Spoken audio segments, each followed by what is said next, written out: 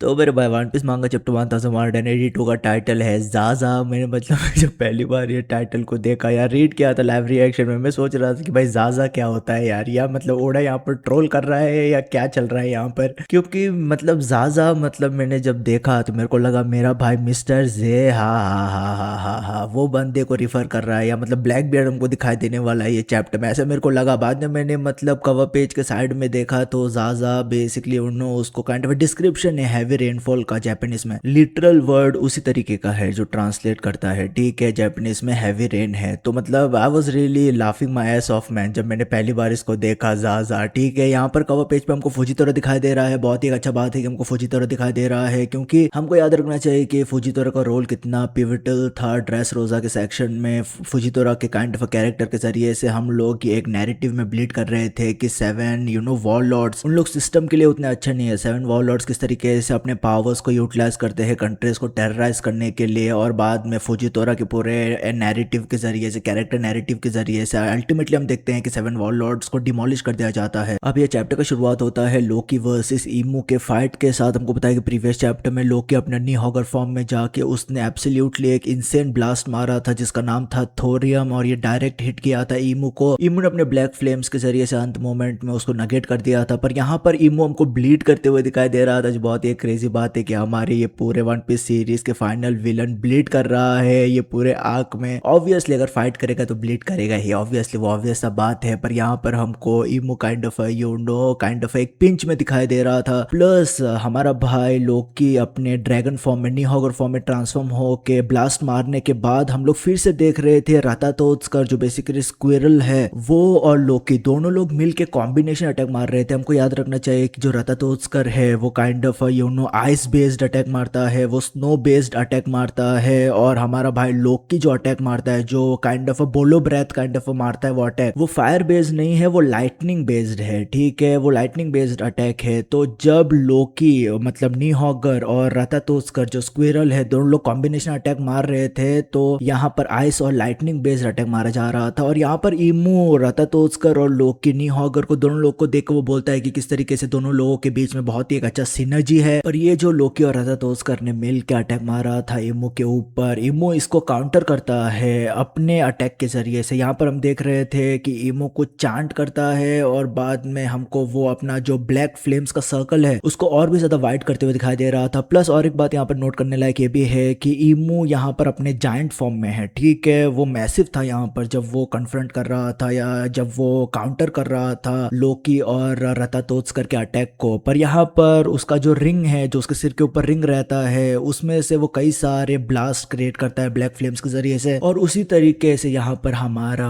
भाई ईमू ये पूरे अटैक को काउंटर भी करता है। अब यहाँ पर बहुत ही एक इंटरेस्टिंग कॉन्वर्सेशन था हमारे भाई ईमू और रातातोत्स्कर के बीच में, स्क्विरल के बीच में। ईमू यहाँ पर रातातोत्स्कर को यहाँ पर वो ट्रेटर बोल रहा था यार, तो ऑब्वियसली कुछ बहुत ही एक डीप हिस्ट्री है। अब यहाँ पर अगर ईमू बोल रहा है ट्रेटर रातातोत्स्कर को, तो ऐसा लगता है कि प्रीवियस एरा में, मुझे पता नहीं यार, प्रीवियस एरा में ऐसा हो सकता है कि जो प्रीवियस नीहॉगर था और रातातोत्स्कर था उन लोग इनिशियली काम कर रहे थे, इनिशियली साथ में थे उन लोग पर अल्टीमेटली किसी रीजंस की वजह से फॉल आउट हुआ रहेगा। तो यहाँ पर जिस तरीके से रातातोत्स्कर रिकॉग्नाइज करता है ईमू को, और ईमू जिस तरीके से बात कर रहा था रातातोत्स्कर को, वो बोल रहा था कि वो ट्रेटर है और तू काफी लंबे समय से अपने मास्टर के लिए रुका हुआ है। हमको पता है कि जो बेसिकली रैगनार है वो मतलब अपने मास्टर के लिए रुका हुआ था बहुत लंबे समय से। तो लोकी जाके जब डेविल फ्रूट कंज्यूम करता है नीहॉगर का, और बाद में जब रातातोत्स्कर देखता है लोकी को, वो उसको एक्नॉलेज करता है एज अ मास्टर, और वो हमको पता है कि कैसे प्ले आउट हुआ था फ्लैशबैक में। ये चैप्टर का मिड सेक्शन काफी डिफरेंट एस्पेक्ट्स के ऊपर फोकस कर रहा था। हम लोग डिफरेंट लोकेशन पे जाके समझ पा रहे थे कि सब सारे लोगों के साथ क्या चल रहा है। इनिशियली हम लोग देखते हैं सांजी को, सांजी के पास हमको लिलित और बानी दिखाई दे रही थी। सांजी बहुत ही एक बुरी कंडीशन में था, पर हम देखते हैं कि सांजी को कन्फ्रंट किया था ज़ैपलिन, कलिंगम ने कन्फ्रंट किया था सांजी को। सांजी वहां पर जमीन पे लेटा हुआ था क्योंकि ईमू ने उसको खतरनाक किक मारा था। पर यहाँ पर मैं बहुत ज्यादा सरप्राइज्ड हूँ कि हालांकि सांजी काइंड ऑफ हिल डुल नहीं पा रहा था और बहुत ही सीवियर कंडीशन में था, एक बहुत ही मैसिव अपॉर्चुनिटी था ज़ैपलिन के लिए, कलिंगम के लिए, कि वो फिनिश ऑफ कर सकता था सांजी को वहां पर ही, पर वो ऐसा करता नहीं है मेरे भाई। ये मतलब उनको पावर अप मिलने के बाद, अब जब मतलब ईमू ने पावर दे दिया था, अपना पावर शेयर किया था कलिंगम और सेंट सोमस के साथ, उसके बाद मतलब उन लोग 7वें आसमान पे पहुंच गए हैं। यहाँ पर जब सांजी बुरे हालात में था तब कलिंगम फिनिश कर सकता था पर नहीं किया उसने। यहाँ पर कलिंगम मतलब सांजी को वैसे ही पड़ा रहने देता है और वो अपने प्लान्स को एग्जीक्यूट करने के लिए निकल पड़ता है। उनका प्लान मतलब वही है कि उन लोग बच्चों को किडनैप करके लेके जाना चाहते हैं हमारी जॉब पे, बाद में उन लोग डिमांड्स अपना मनवाना चाहते हैं पूरे एल्बेफ के साथ। वही प्लान के साथ उन लोग कंटिन्यू कर रहे हैं, बच्चों को हॉस्टेज लेने का प्लान है उनका। ये चैप्टर में सांजी अपने पैरों पे खड़े होके वो निकल पड़ता है कलिंगम के पीछे। वो कलिंगम को काइंड ऑफ चेस कर रहा था वो, या उसी डायरेक्शन जा रहा था जहां पर कलिंगम गया है। तो सांजी हमको फिर से कमबैक करते हुए दिखाई दे रहा था ये चैप्टर में। हमको यहाँ पर आउल लाइब्रेरी के सिचुएशन के बारे में पता चलता है कि वहां पर क्या चल रहा है। हमको होता है कि आउल लाइब्रेरी को टारगेट किया गया था, उसको जला दिया गया था और बाद में लिलिथ ने अपने मशीन्स के जरिए से उसको काइंड ऑफ फ्रीज कर दिया था। तो वहां पर क्वेश्चन चल रहा था कि बुक्स कहाँ पर है, क्योंकि जब रॉबिन और जैगवार डी सॉल अंदर जाते हैं तब उनको बुक्स नहीं दिखाई देता है। तो ये चैप्टर में हम देख रहे थे कि बिब्लोन ने एक सीक्रेट रूम में सब सारे बुक्स को वहां पर रख दिया है उसने। यहाँ पर थोड़ा हमको जैगवार डी सॉल, रॉबिन और बिब्लो के बीच में कॉन्वर्सेशन भी दिखाई देता है। हालांकि बिब्लो कुछ यहाँ पर बोल नहीं रहा था, पर जैगवार डी सॉल बिब्लो के बारे में बोलता है कि किस तरीके से बिब्लो एक mystery kind of a character है, या किस तरीके से बिब्लो के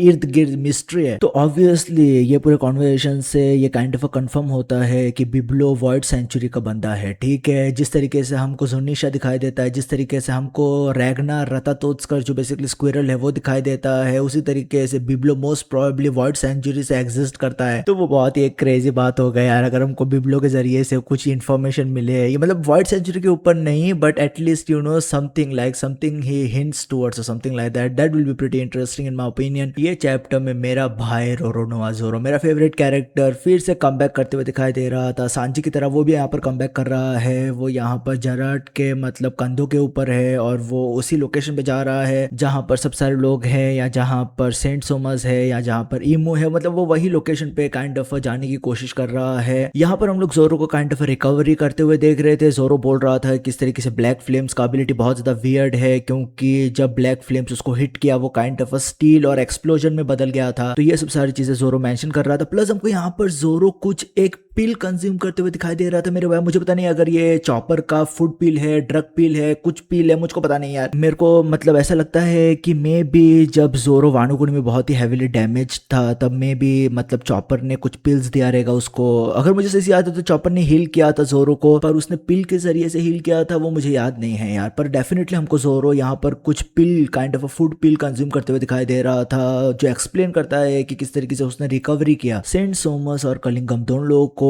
ईमू ने पावर अप देने के बाद हम देख रहे थे कि दोनों लोग अपने मिशन को एग्जीक्यूट करने के लिए उन लोग निकल पड़ते हैं। हम देख रहे थे सेंट सोमस को बोट लाते हुए, वो बेसिकली उसी बोट में सब सारे बच्चों को किडनैप करके लेके जाना चाहता है हमारी जॉब पे। यहाँ पर सेंट सोमस बात कर रहा था ईमू के बारे में कि किस तरीके से वो ईमू को डिसअपॉइंट नहीं कर सकता है, किस तरीके से उनको जल्द से जल्द ये मिशन को कंप्लीट करना पड़ेगा। और वो बात भी कर रहा था कि ईमू ज्यादा देर तक इस रेल्म में, इस दुनिया में नहीं रह सकता है, ऐसा बोल रहा था यहाँ पर हमारा भाई सेंट सोमस। तो ये यहाँ पर फिर से पॉसिबिलिटी क्रिएट करता है कि आगे चलते हुए अगर लोकी और लूफी दोनों लोग फाइट करते हैं ईमू के अगेंस्ट, अगर उन लोग ईमू को हैवी डैमेज देते हैं या ईमू हैवी डैमेज सस्टेन करता है तो ईमू को मतलब रिट्रीट करना पड़ेगा हमारी जॉब पे। अब सेंट सोमस और कलिंगम दोनों लोग अपने मिशन में लग जाते हैं। उन लोग बच्चों को किडनैप करना चाहते थे और इसी परस्यूट में हम देखते हैं कि सेंट कलिंगम अपने ड्रीम मॉन्स्टर को काइंड ऑफ समन कर देता है यहाँ पर बाय मिस्टेक। अब क्योंकि उसको पावर अप मिल गया है ऑब्वियसली, तो कलिंगम काइंड ऑफ जो उसको जब वो छोटा बच्चा था तब उसको किस मॉन्स्टर से ज्यादा डर लगता था, उसी मॉन्स्टर को यहाँ पर वो समन करता है। हमने प्रीवियसली देखा था कि किस तरीके से एल्बेफ के बच्चों में से एक बच्चे का जो बेसिकली डर था वो था नीका से। ठीक है, तो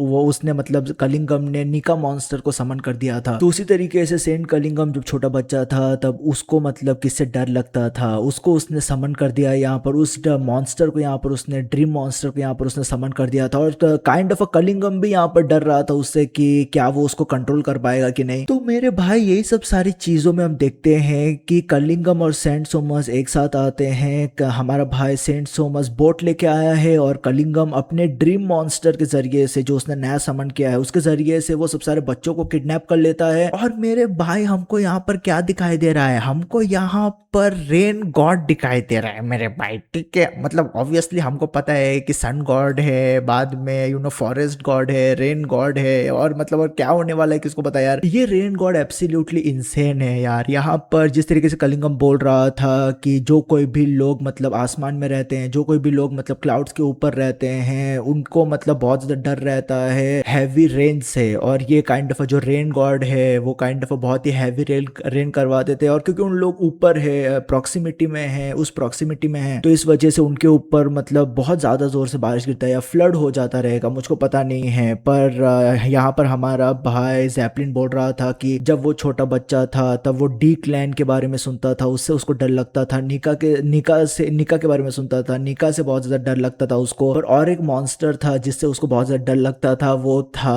रेन गॉड, जिसको जाजा बोला जा रहा है मेरे भाई। Like that was very funny man, like it's still funny man, I can't get over it that it is जाजा। और ये कैरेक्टर डिजाइन बहुत ज्यादा क्रेजी है मेरे भाई। अभी ये जो जाजा है वो मतलब ह्यूमन फॉर्म में है या वो मतलब स्पाइडर फॉर्म में है, मुझको पता नहीं है। जिस तरीके से उसका पैर मुझको दिखाई दे रहा है पीछे, ऐसा लग रहा है कि kind of a spider, kind of a insect, kind of a vibe यहाँ पर मिल रहा है मेरे को, मुझे पता नहीं है। पर ये एब्सोल्युटली मैसिव है यार। ये ड्रीम मॉन्स्टर के जरिए से हम देखते हैं कि कलिंगम सब सारे बच्चों को कैप्चर कर लेता है, और towards the final panel of this entire chapter हम लोग सेंट कलिंगम, सेंट सोमस को साथ में काइंड ऑफ हंसते हुए देख रहे हैं। उन लोग काइंड ऑफ खुश है, उनको नया पावर अप मिल रहा है। उन लोग काइंड ऑफ उनको ऐसा लग रहा है कि उन लोगों के पास एक अपर हैंड है इस पूरे बैटल में। और उसके इस साइड में इस चैप्टर के फाइनल पैनल्स में हमको जोरो और सांजी कलिंगम और सेंट सोमस के लोकेशन पे अराइव करते हुए दिखाई दे रहे थे। दोनों लोग बोल रहे, जोरो बोल रहा था कि भाई तू यहाँ पर बकचोदी मत करना, ठीक है, डोंट फक दिस अप। और बाद में यहाँ पर सांजी बोल रहा था कि